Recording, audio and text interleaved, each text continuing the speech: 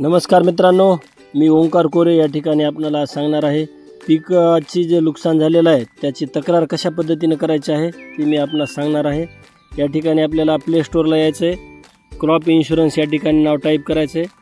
Crop insurance टाकल्याच्यानंतर जे crop insurance असं नावाचं ॲप येईल ते ॲप आपण ओपन करायचं आहे। ॲप ओपन झाल्याच्यानंतर या ठिकाणी आपल्याला सीझन निवडायचं आहे। सीझनमध्ये खरीप घ्यायचं आहे, वर्ष 2024 घ्यायचे, स्कीम प्रधानमंत्री फसल विमा घ्यायचा आहे। त्यानंतर आपलं राज्य सिलेक्ट करायचं आहे। महाराष्ट्र निवडल्याच्यानंतर आपण या ठिकाणी कोणत्या कशामार्फत भरलं आहे, आपण स्वतः भरला आहे का बँकेमार्फत भरला आहे का CSC मार्फत भरला हे निवडायचं आहे। मी माझा फॉर्म CSC मार्फत भरलेला आहे, CSC निवडलं।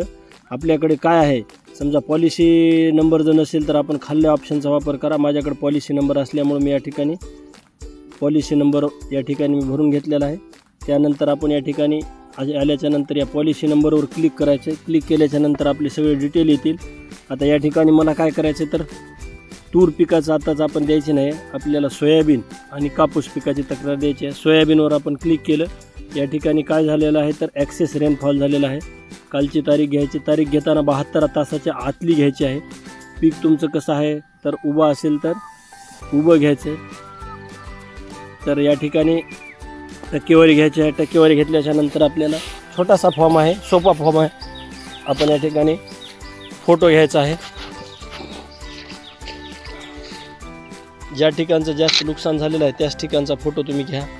फोटो घेतल्याच्यानंतर आपण अशा पद्धतीनं या ठिकाणी आपला हा फॉर्म फिलअप झालेला आहे।